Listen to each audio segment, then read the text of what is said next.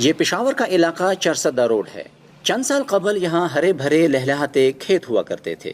آج ان کی جگہ رہائشی کالونیاں اور تجارتی پلازوں نے لے لی ہے۔ ہوا مٹی کے ذرات سے اٹی نظر آتی ہے۔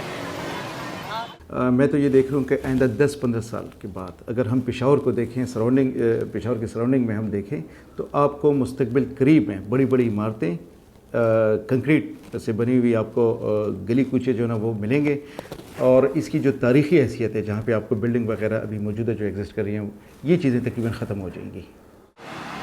ماہرین کے مطابق زرعی زمین کو رہائشی پلاٹوں میں بدل دینے سے ایک طرف زیر زمین پانی کی سطح نیچے گر رہی ہے، دوسری جانب مناسب پلاننگ کے بغیر ہاؤسنگ سوسائٹیز بنانے کے باعث شہر میں نکاسی آب کا نظام بھی مؤثر نہیں رہا۔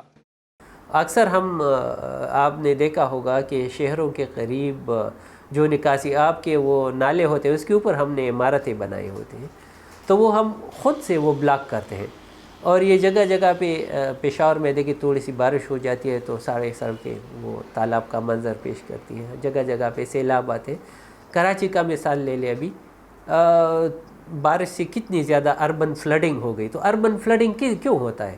کیونکہ ہمارے نکاسی آب کے جو چینل ہیں ان کو ہم نے خود سے بلاک کیا ہوا ہے۔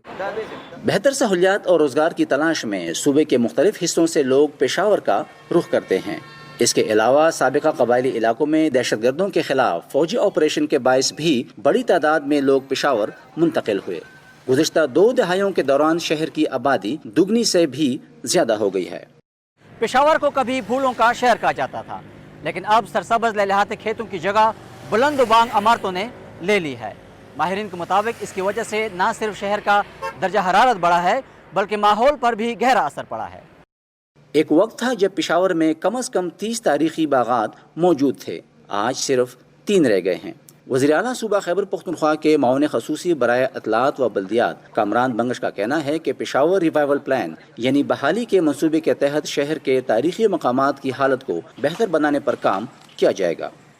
پشاور کی اپنی جو حیثیت ہے، جو آئیڈینٹیٹی ہے، وہ پھولوں کا شہر۔ ہم نے کہا کہ پشاور میں اب ornamental پلانٹیشن جو پشاور کے باغات ہیں، ہسٹورک باغات، جو وزیر باغ ایک 1801 میں بنا تھا، اس کی ایک اپنی ہسٹورک ویلیو ہے۔ اس کو شالمار باغ جو ہے ایک پشاور کا بہت پرانا، ناصر باغ روڈ پہ ہمارے اس طرح کے ہسٹوریکل، کچھ چوہا گجر ایک برج ہے ہماری۔ تو یہ جو ہسٹورک جگہ ہیں ان کی ریوائیول کے بارے میں ہم نے سوچا۔ پشاور کو ایک ایسے ویژولی اور سوشلی ایستھیٹیکلی بیوٹیفل شہر بنانا ہے ہم نے کہ ہم پشاور کو پریزنٹ کر سکیں۔ ماہرین کا کہنا ہے کہ پشاور اپنی قدیم شناخت کھو نہ دے، اس کے لیے صرف حکومت کو بہتر منصوبہ بندی ہی نہیں کرنی ہوگی بلکہ عام شہریوں کو بھی اپنا رویہ بدلنا ہوگا اور شہر کو صاف اور منظم بنانے میں اپنا کردار ادا کرنا ہوگا تاکہ آنے والی نسلوں کو بھی پشاور ماضی جیسا شاندار ملے۔ نظر الاسلام، وائس آف امریکہ، پشاور۔